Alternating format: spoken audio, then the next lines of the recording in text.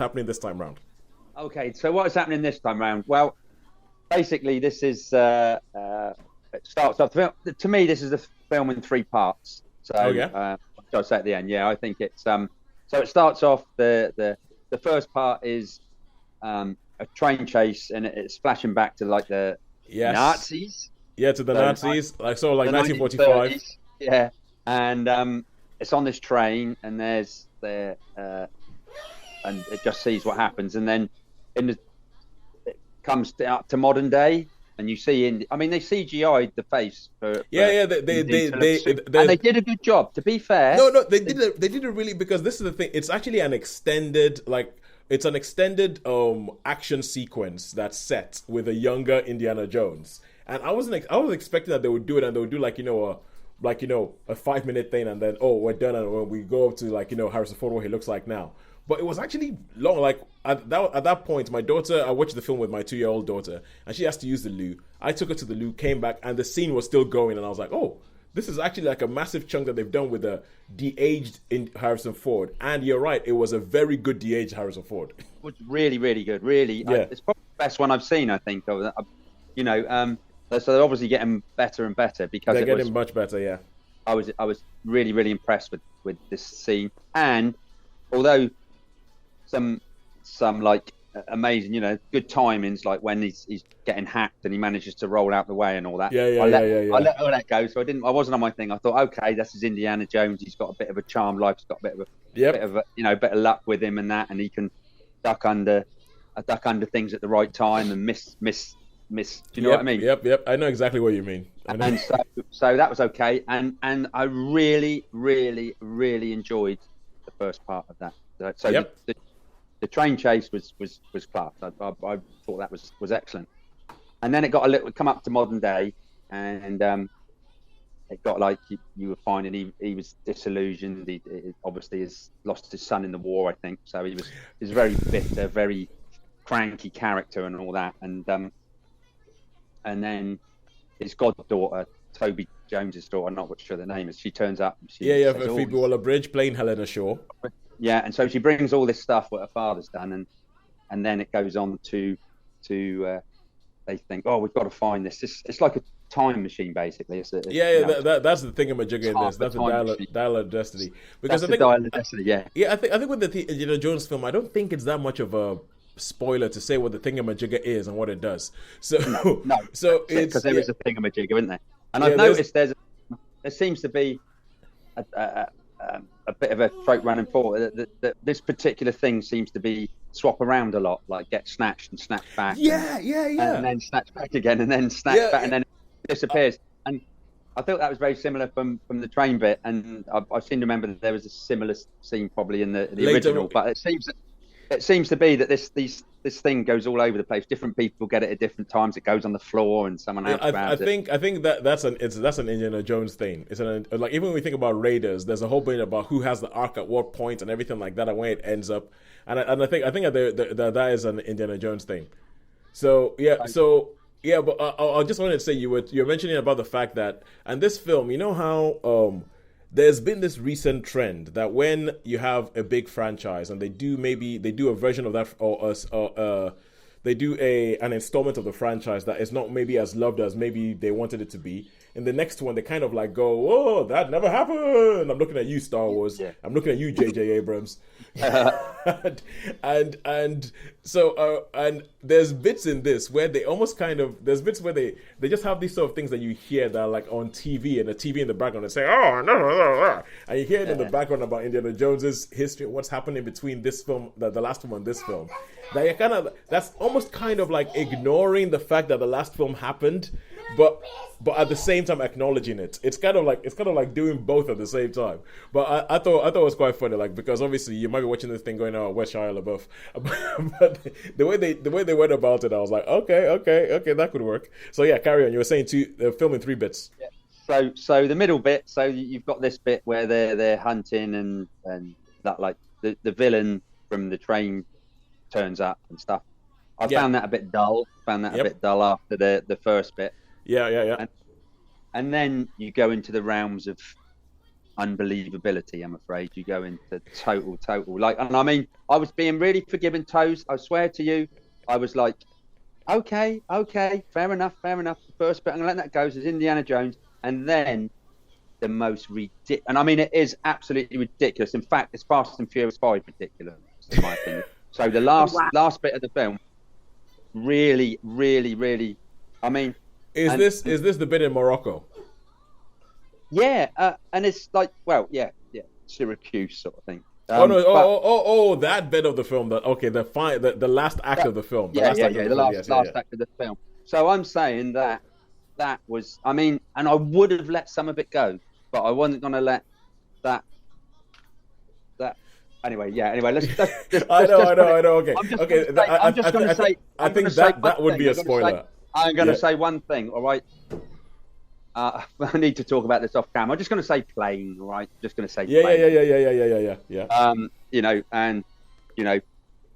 Yeah. Anyway, so that was absolutely ridiculous, and I couldn't give that any forgiveness whatsoever because that was really, really lazy, horrible script writing. Well, okay, now this is the thing, right? Because I know what you're talking about, and I'm gonna and.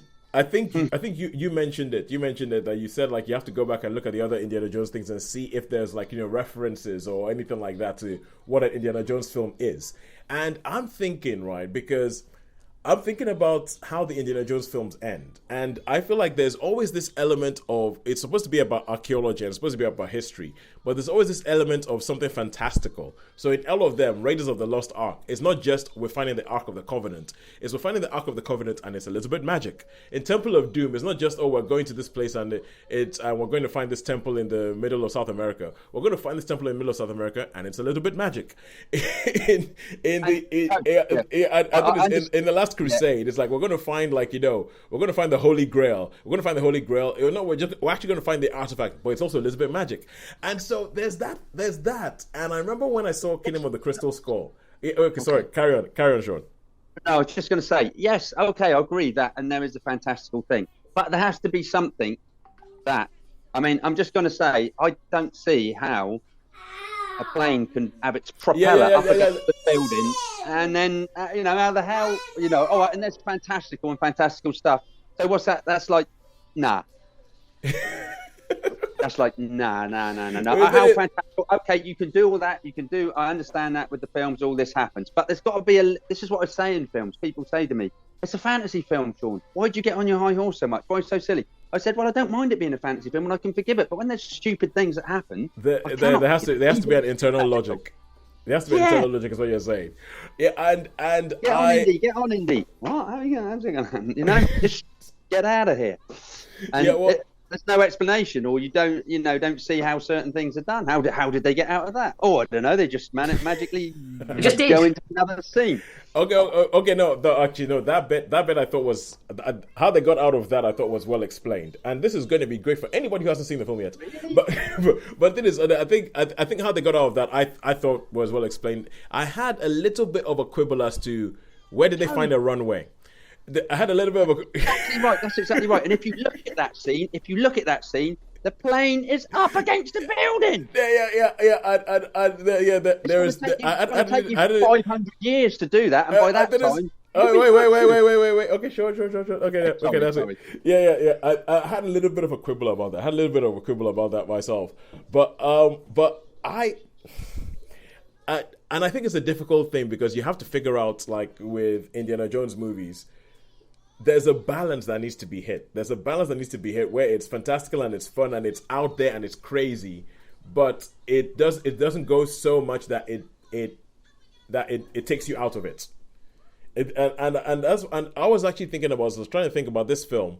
If I was looking at this film on its own, as its own thing, or anything like that, I might dip into giving this film a 4. But when I think about an Indiana Jones film, because it's an Indiana Jones film and it has that baggage with it, I think it actually does a very good job, for the most part. It does a very good job of keeping this thing grounded and keeping this thing about the archaeology and keeping it about the relationship. I think the relationship between Harrison Ford and Phoebe Waller-Bridge works. It really works in a way that the relationship between Shia LaBeouf and Harrison Ford did not work in the last film. I could even forgive the tuk-tuks. You know what I mean? And normally I wouldn't. I Yeah. wouldn't. Well, Normally I'd no, go to well, town like sure, that. sure. We know you hate car chases. We, But I was forgiven. I was forgiven. I was forgiven. yeah, But I we cannot. know you hate car chases. So it's so yeah, that yeah, um so but I think If it had been, because it's an Indiana Jones film, and because we've had three films that, for all of the being of the time that they were made, of the sexist stuff and the racist stuff, and for all of that, they are good adventure films. They are good romps that you can watch and you can sort of like carry on along. And because we've had those, that are three perfect examples of that, this one has to be measured up against those. And so for those, I think I can only give it a 3. yeah, Sean, I how think about you? yeah. If it had been the train scene, if it had been the same train, the train all the way through the movie, it would have got a 4-star. And Yeah, but I'm going to give it a 3 because that was pretty class. That it was. I mean, scene was superb, and I felt was like I was shocked that they were found it a pulling bit it off. more- That one scene, Tosin, that one thing did it for me. That one thing Yeah, did it. yeah. I think I'm fresh So out 3 of it. stars. I'm fresh out of it, so I'm still trying to figure that out myself. And I don't know whether you got, but I'll tell you a weird thing though. I don't know whether you got the trailer for the new Mission Impossible film, Dead Reckoning Part 1, Yes. before you watched Yes. it. But I was watching the trailer and I was going, there's a lot of beats in the trailer for Mission Impossible Part 1, or Dead Reckoning Part 1, that are in Indiana Jones and the Dial of Destiny. I was like, oh, fight on a train, check. Bridge out, train falls off the bridge, check. And I was going, were these films made in the same place? And it was actually quite weird because the film starts off and you have a train, you have Thomas Kretschmann, and you have Toby Jones in World War II. And I was like, is this Captain America? What?